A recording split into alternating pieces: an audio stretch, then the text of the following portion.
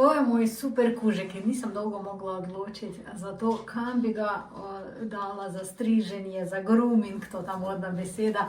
In on je bil tak že celoti zaraščen, ampak potem sem izvedela, zakaj nisem tako dolgo njega nikamor vodila, ker sem čakala. Sva čakala на свою Ларису, на своего грумеря. Ты мой чистый ребенок какой ты, да?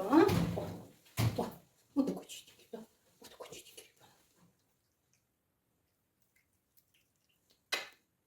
Ko on vidi Larisu svoju ali sliši njen glas, takoj se spremeni in zame kot za lastnicu kužka, ampak to v resnici ni moj kužek, to je moj sinček.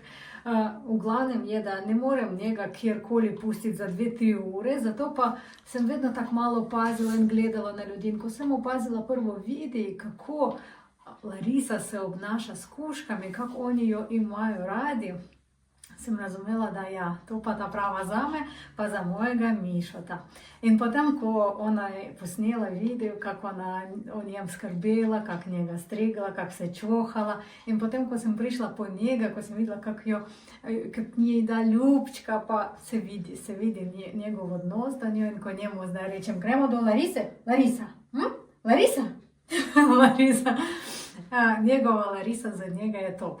Zato pa toplo priporočam, če imate kužka ali mačko ali kakšno koli žival in potrebujete groomerja, to je striženje ali to, da uredite zunanji videz svojega otročka, lahko se obrnite na Lariso. Res sem sama probala in iz srca priporočam tudi vam. Dober dan, dragi prijatelji, novi in stari. Sem Larisa, frizerka za živali. Dobrodošli v moj salon. Se veselim srečanja z vami.